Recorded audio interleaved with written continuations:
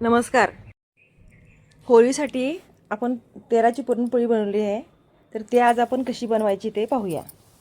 कटाची आमटी मी 2 दिवसापूर्वीच टाकलेली आहे होळीच्या दिवशी. तरी हरभऱ्याची डाळ मी स्वच्छ नीट करून घेतलेली आहे आणि स्वच्छ पाणी येईपर्यंत 2-3 पाणी बदलून ही डाळ मी कुकरच्या भांड्यात घालून कुकरला 3 शिट्ट्या काढून घेत आहे. आता ही आपली डाळ अशी शिजलेली आहे, पाहू शकता तुम्ही. तर साधारण हे असं डाळ आपण फोडली की नाही, आतला थोडंसं हे असं कच्चं राहायला पाहिजे इतपत डाळ शिजवायची. आता ह्यातलं सगळं पाणी निथळून काढायचं आणि ह्यात आता मी 250 ग्रॅम जर डाळ घेतली असेल तर 250 ग्रॅमच कच्ची डाळ शिजलेली नव्हतं. 250 ग्रॅमच गूळ घ्यायचा आहे आणि पूर्ण पाणी त्यातलं निथळून काढून मग हा गूळ आपण ह्या डाळीत शिजण्यासाठी घालायचा आहे. एका कढईत मी हे बघा अशी कोरडी डाळ पाहिजे, ह्यात पाणी सगळं निथळून कटाच्या आमटीसाठी वापरायचं असते. तर ह्यात गूळ आपण घातलेला आहे. ही आपली कटाची आमटी पूर्ण तयार झालेली आहे. आणि आता ह्यात आपण 1 चमचा वेलची पूड टाकूया चवीसाठी आणि जायफळचे 3-4 राऊंड म्हणजे 3-4 वेळाच असं घासायचं. जायफळ इतपतच जायफळ आपण वापरायचं. जास्त जायफळ वापरल्यानं झोप येण्याची शक्यता असते. तर असं हे जायफळ आपण ह्यात टाकलेलं आहे. आता हे सगळं आपण मिश्रण शिजवून घेणार आहे. जर समजा 200 ग्रॅम तुम्ही डाळ घेतला असला हरभऱ्याची तर 200 ग्रॅम गूळ घाला. समानला समान शिजून ते दुप्पट होते. पाणी शिजून ते 400 ग्रॅम झालं असते. आता या गुळाला चांगलं पाणी सुटलेलं आहे आणि हे असं एकदम हे बघा असं हे लबलबीत झालेलं आहे. हे पूर्ण पाणी आटेपर्यंत आपण ह्याला शिजवायचं आहे. ह्याला म्हणायचं चटका मारणे, डाळीला चटका मारून घ्यायचा. आता हे बघा हे सगळं पूर्ण पाणी हे डाळीनं पिलेलं आहे. आपण गॅस बंद करूया आणि हे मिश्रण थंड झाल्यानंतर पूर्ण यंत्रात घालून ह्याला आपण बारीक बारीक दळून घेऊया. तर आपण काय करूया, इकडं 2 पट म्हणजे एक जर समजा कप मी डाळ घेतली असेल 2 कप पीठ घ्यायचं. चवीपुरतं मीठ घालायचं आणि पाण्यासोबत ह्याला चांगलं हे जरासं कलरसाठी हळद पाणी घालून ह्याला चांगलं आता हे मळून घेऊया. मळून झाल्यानंतर तेलाचा हात लावून या पिठाला आपण काय करायचं, एका कॉटनच्या कपड्यात थोडंसं कापड ओलं करायचं रुमाल आणि त्यात हे पीठ अर्ध्या तासासाठी झाकून ठेवायचं रेस्टसाठी. म्हणजे तुमची पुरणपोळीला लागणारं जे लवचिकता असते ह्या पिठात तयार होत्या. आता हे तेल लावून झालं की आपण एका कॉटनच्या रुमालमध्ये ह्याला झाकून ठेवूया अर्ध्या तासाकरता. तुम्ही जर ह्या सगळ्या स्टेप व्यवस्थित पाळल्या तर तेलाची पुरणपोळी अतिशय उत्तम आणि नाजूक होत्या बरं. आता आपण तर इकडे काय करू, हे पुरण थंड झालेलं आहे हे आपण वाटून घेऊ पूर्ण यंत्रात.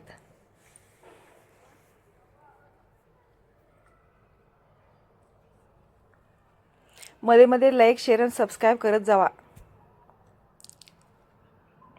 प्लीज. हे असं पुरण आपण व्यवस्थित सगळं वाटून घ्यायचं आहे. आणि जसं पुरणाचं स्ट्रक्चर असेल तसंच तुमच्या कणकेचं पण स्ट्रक्चर व्हायला पाहिजे. हे बघा किती छान हे वाटलं गेले, तरच पोळी आपली चांगली येत्या. एक घट्ट एक पातळ झालं तर सुद्धा पोळी आपली सुरेख पोळी येत नाही. मग जरा पीठ लावा, मग जर तेल लावा असं सुरू होते. आता हे अर्धा तासानंतर आपण पीठ काढून घेतलेलं आहे. आता ह्याला चांगलं दणकून आपटून घ्यायचं परातीत. दनादन दनादन दनादन रट्ट द्यायचं ह्याला. असं पण तुम्ही करू शकता. किंवा आपलं जे बत्ता असतं खलबत्त्यातला बत्ता त्याला जरा तेल लावायचं आणि ते बत्त्याने ह्याला चिचून घ्यायचं. तसं पण तुम्ही करू शकता. त्याशिवाय ही कणिक लवचिक होतच नाही आणि लवचिक झाल्याशिवाय तुमची तेलाची पोळी बनतच नाही. हे बघा हे असं चिचून घ्यायचं मस्तपैकी. तिंबायचं. जेवढं तुमची कणिक लवचिक होईल तेवढी आपली पुरणाची पोळी उत्तम बनते. हे बघा हे असं, ह्याला काय आपण मैदा वापरलेला नाही, काय नाही, नुसत्या गव्हाच्या पिठाची पुरणपोळी आहे. बघू शकता तुम्ही.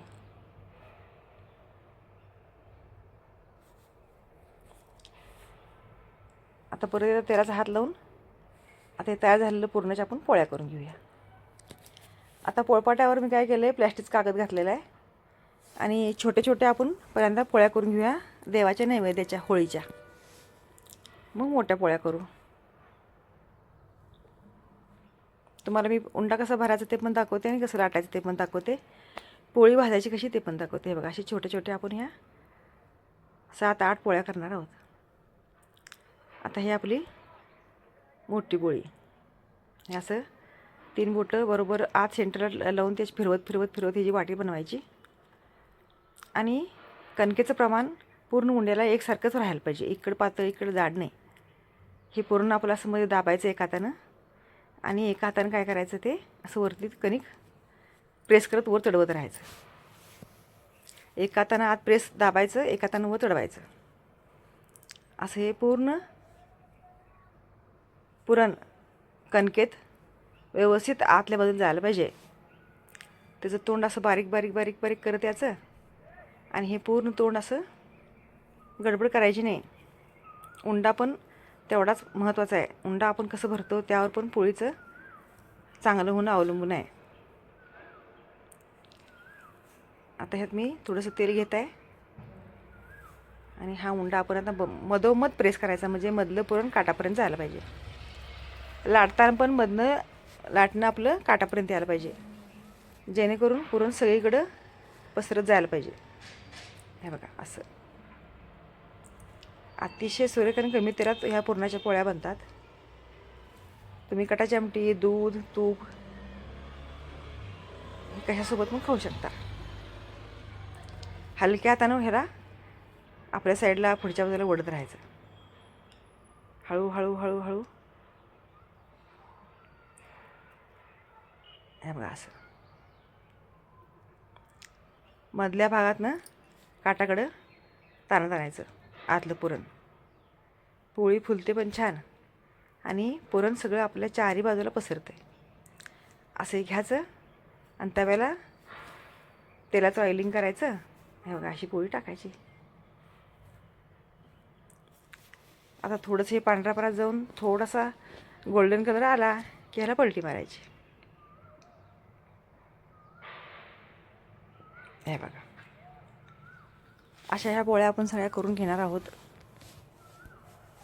तुम्ही मध्ये मध्ये सबस्क्राईब करा, लाईक करा आणि शेअर करा, विसरू नका.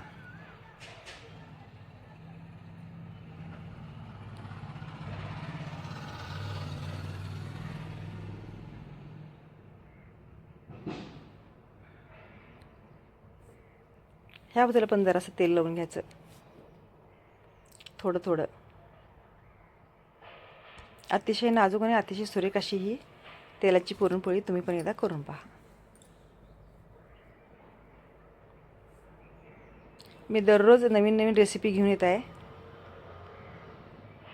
तुम्ही आठवणीनं सगळ्या रेसिपी बघत चला आणि माझा हा व्हिडिओ जास्तीत जास्त लोकांपर्यंत शेअर करत चला. हा म्हणण्यापेक्षा दररोजचाच व्हिडिओ.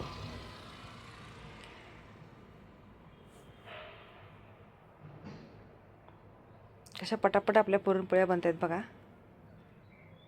ह्याच्यासोबत जरा सांडगे तळायचे, भजी तळायची, दही भाताचा नैवेद्य करायचा, एखादी भाजी करायची बटाट्याची, मग आपलं नैवेद्य पूर्ण.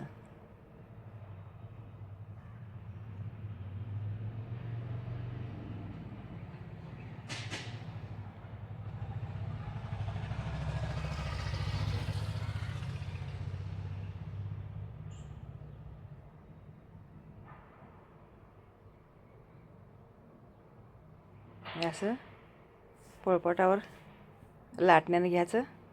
असं तेल जरासं ऑइलिंग करायचं की हे बघा ही पोळी अशी टाकायची मस्तपैकी. परत दुसरा उंडा तयार करायला घ्यायचं. असं एका पाठोपाठ एक आपण ह्या पुरणाच्या पोळ्या केलेल्या आहेत. सगळ्यात छान झालेल्या आहेत. 2 दिवसापूर्वीच मी कटाची आमटीचा व्हिडिओ टाकलेला आहे ह्याच्यासोबत केलेला, तो पण तुम्ही पहा.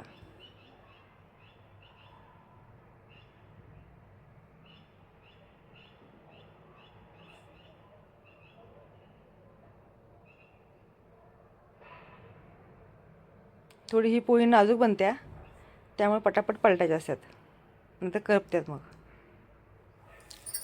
करायला नाजूक आहे पण चवीला अतिशय उत्कृष्ट अशी तयार होते ही पुरणपोळी तेलाची.